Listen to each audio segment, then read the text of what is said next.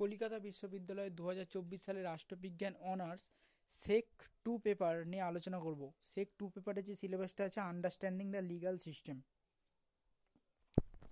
প্রথম প্রশ্ন দেখে নাও, যে কোনো 5টি প্রশ্নের সংক্ষেপে উত্তর দাও। বন্দি প্রত্যক্ষীকরণ জনস্বার্থ মামলা ভারতে কে চালু করেছিলেন?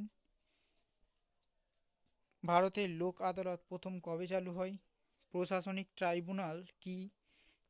বিচার বিভাগীয় সক্রিয়তা বলতে কি বোঝো?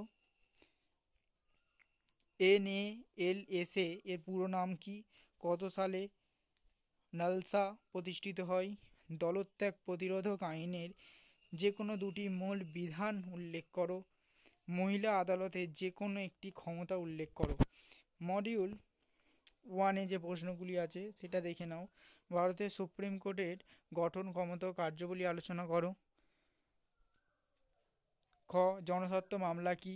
জনস্বার্থ মামলার মূল বৈশিষ্ট্যগুলি কি?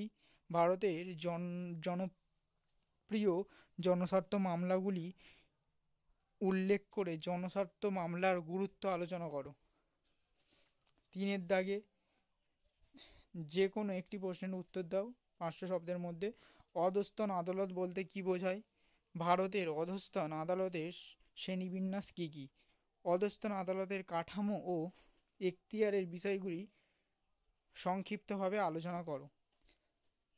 খ, জনপ্রতিনিধিত্বমূলক আইন 1951 বিষয়ে সংক্ষেপে টিকা লেখো। ইংরাজি ভার্সানটা দেওয়া হলো, ইংরাজি ভার্সানগুলো দেখে নাও।